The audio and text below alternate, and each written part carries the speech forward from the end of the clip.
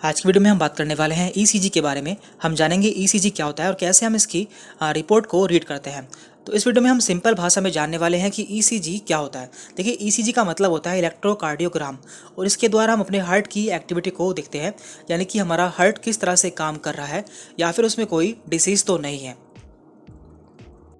तो देखिए, जब हम ईसीजी को करते हैं तो हमें इस तरह का ग्राफ दिखने को मिलता है, लेकिन हमें ये बिल्कुल भी समझ में नहीं आता है कि इसमें क्या हो रहा है। तो आज की वीडियो में हम इसे ही जानने की कोशिश करेंगे कि आप इसे कैसे देख सकते हैं या फिर कैसे आप इसमें कोई बीमारी ढूंढ सकते हैं। तो देखिए, हमने उस ईसीजी ग्राफ के एक सेगमेंट को यहाँ पर ले लिया है जिससे आप उसे अच्छे से समझ सकें। जैसे कि यहाँ पर है PQRS-T। तो ये एक सेगमेंट है जो कि बार बार इस ग्राफ में रिपीट होता है। यदि आप इसे समझ जाएंगे तो आप पूरे ग्राफ को अच्छे से समझ जाएंगे। तो हम इसे ही समझने की कोशिश करते हैं। तो यहाँ पर पहला है P, दैन दूसरा है QRS कॉम्प्लेक्स एंड तीसरा है यहाँ पर T। तो हमें इन्हें ही देखना होता है।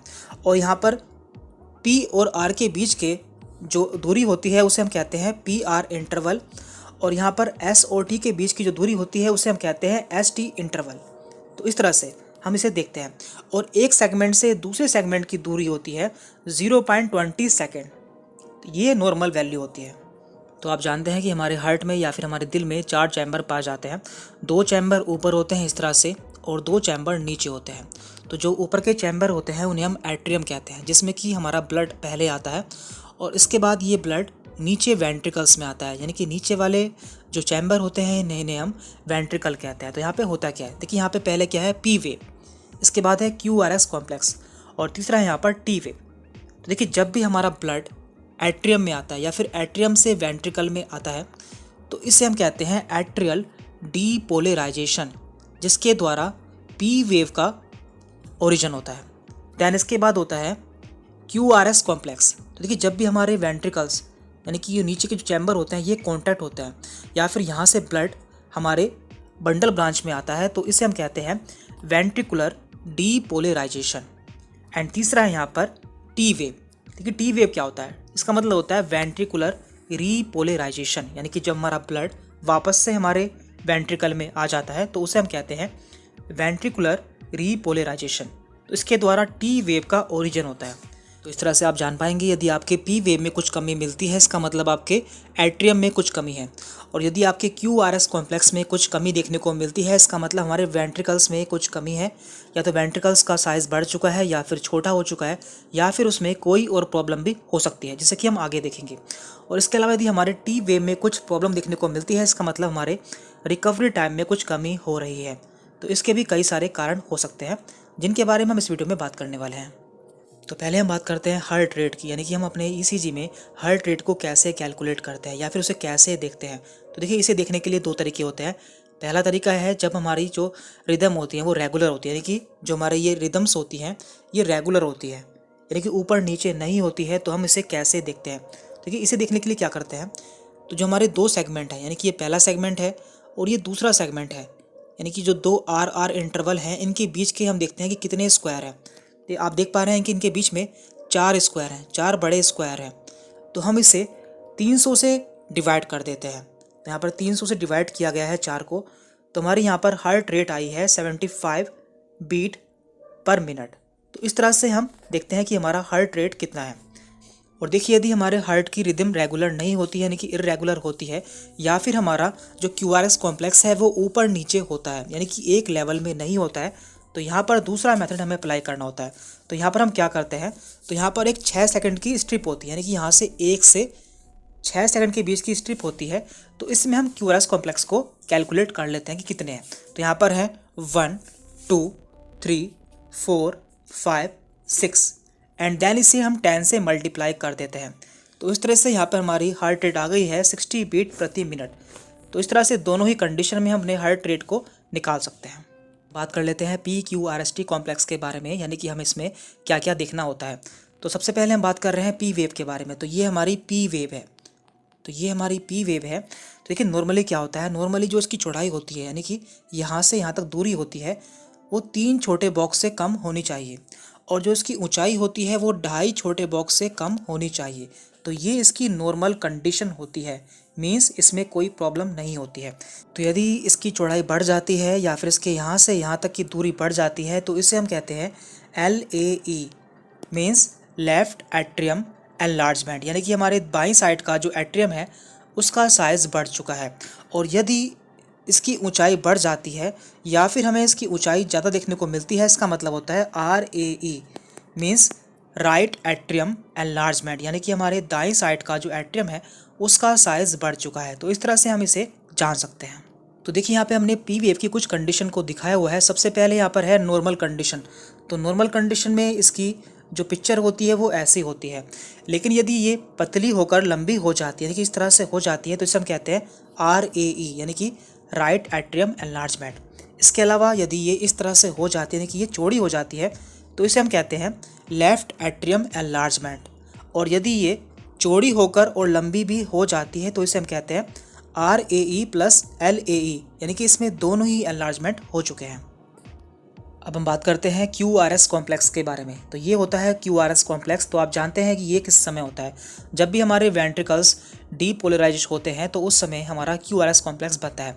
और इसके बीच की जो दूरी होती है वो होती है 0.08 से 0.12 सेकेंड। तो ये इसकी नॉर्मल कंडीशन है। तो यदि ये बढ़ जाती है या फिर कम हो जाती है, मीन्स हार्ट में कोई प्रॉब्लम हो चुकी है। तो उससे भी हम जान लेते हैं कि क्या क्या प्रॉब्लम इसमें देखने को मिल सकती है। तो देखिए, जब भी हमारे QRS कॉम्प्लेक्स के बीच की दूरी 0.11 से ज़्यादा हो जाती है, मीन्स हमारे वेंट्रिकल से निकलने वाले बंडल ब्रांच में ब्लॉक हो चुका है या फिर वो बंद हो चुकी है। तो ये दो तरह का होता है, right bundle branch block and left bundle branch block. तो इसे हम कैसे जान पाएंगे? तो देखिए, हमारा ECG होता है उसमें दो तरह के लीड होते हैं, V1 एंड V6। तो यहाँ पर ये नॉर्मल कंडीशन है, लेकिन नॉर्मल कंडीशन में हमारा ग्राफ कुछ इस तरह का होता है। लेकिन जब भी हमारा जो ग्राफ होता है वो V1 में W की आकृति का होता है, यानी कि इस तरह से होता है, और V6 में M की आकृति का होता है, इस तरह से होता है, मीन्स हमारा लेफ्ट बंडल ब्रांच ब्लॉक हो चुका है, यानी कि हमारे बाईं तरफ की जो बंडल ब्रांच है वो ब्लॉक हो चुकी है। और यदि हमारा जो V1 में M देखने को मिलता है, यानी कि जो हमारा QRS है वो M की आकृति का हो जाता है, और V6 में हमारा जो QRS है वो W की आकृति का इस तरह से हो जाता है, मीन्स हमारा दाईं साइड का बंडल ब्रांच ब्लॉक हो चुका है या फिर वो बंद हो चुका है। तो इस तरह से हम इसे जान पाएंगे। तो अब तक हम P वेव और QRS कॉम्प्लेक्स के बारे में जान चुके हैं। अब हम बात करते हैं T वेव के बारे में। देखिए, जब भी हमारे वेंट्रिकल्स में रीपोलराइजेशन होता है तो उस समय T वेव का ओरिजिन होता है, यानी कि T वेव उससे बनती है। तो T वेव में कई सारे चेंजेस देखने को मिलते हैं, जिसके द्वारा हम तरह तरह की बीमारियों के बारे में जानकारी ले सकते हैं।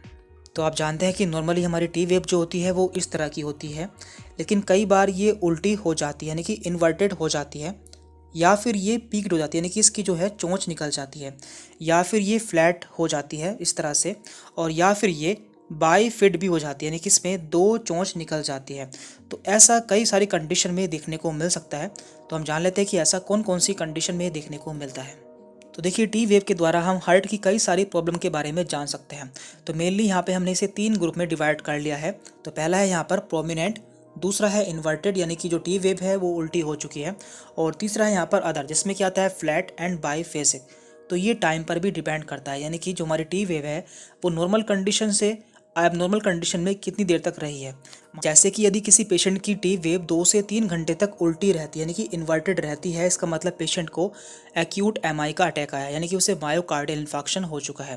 तो इस तरह से हम इसे जान पाते हैं। तो यहाँ पर प्रोमिनेंट में है hypercalcaemia, benign early repolarization, acute myopericarditis, bundle branch block and left ventricular hypertrophy. इसके अलावा इन्वर्टेड में है bundle branch block, pericarditis, pulmonary embolism, left ventricular hypertrophy. तो इस तरह से आप यहाँ पर देख सकते हैं।